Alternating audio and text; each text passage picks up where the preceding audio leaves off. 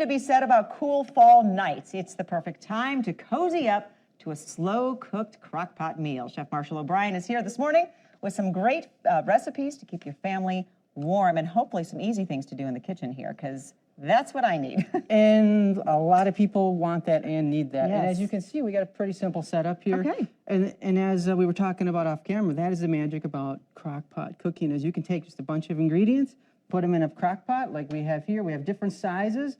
And I encourage you to go with, a 5-quart plus, something like one of these bigger ones. Where you can fit a chicken in it. Yeah, exactly. And as you can see, we've got a lasagna there, and that's a vegetarian lasagna with spinach and zucchini and carrots and all sorts of savory herbs and things like that. And it's simple. I mean, I layered it in there. I sauteed the veggies and layered it in, and it's very, very simple.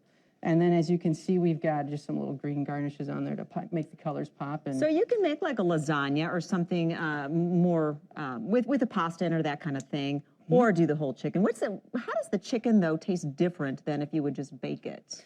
Is it juicier? It is juicier because all the juices are contained in there, and it just simmers and stews. And we've got a lot of nice root vegetables like butternut squash and potatoes and carrots and things like that, and with some nice herbs, and it's fabulous. Are there vegetables that you would suggest not to put in a crock pot that maybe get a little mushy?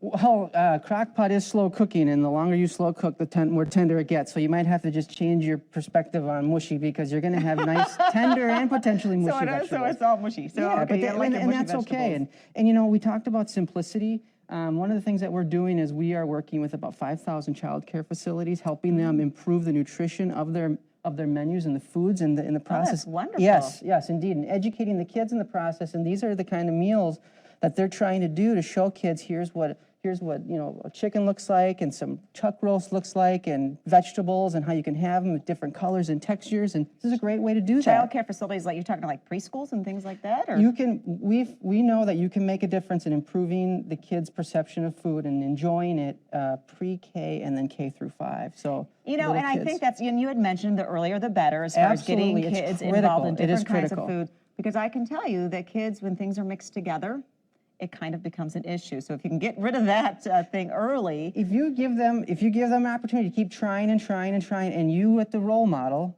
and lead by example, Karen. I don't have a problem with mixed up things. Well, and it's funny you say that, because a lot of adults actually do. So I know, and a lot of people do them in compartments. Yeah, compartmentalize. Yes, I think Cody's even one of them. I think he said he does that at one point. But anyway, and what about the roast? Is there a trick to making a good roast in a crock pot? The fattier, the more flavor, and the more tender it'll be as it cooks. And in general, when you're cooking a piece of meat, you don't have to get a big, expensive piece. You get a cheap piece of meat, but like a chuck roast has a lot of nice marbling in it.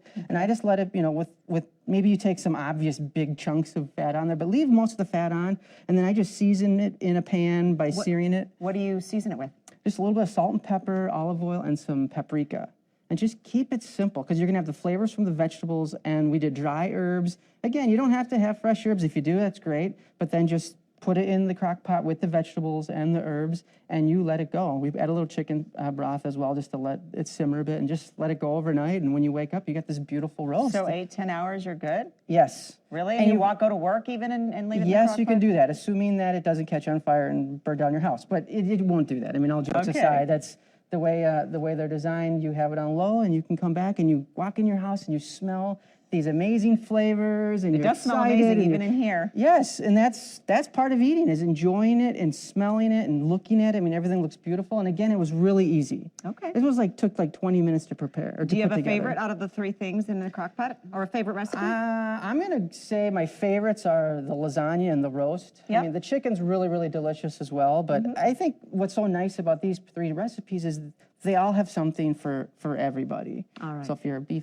person, a chicken person, or a vegetarian person, and I've got a bunch more recipes that you can get on the website too. All right, and what's that website? ChefMarshallO'Brien.com. There you go. So the crock pot recipes are there as well as others. Yep, and just look for the on Fox9 tab at the top. All right, sounds good. All right, thanks, Chef. We appreciate it. And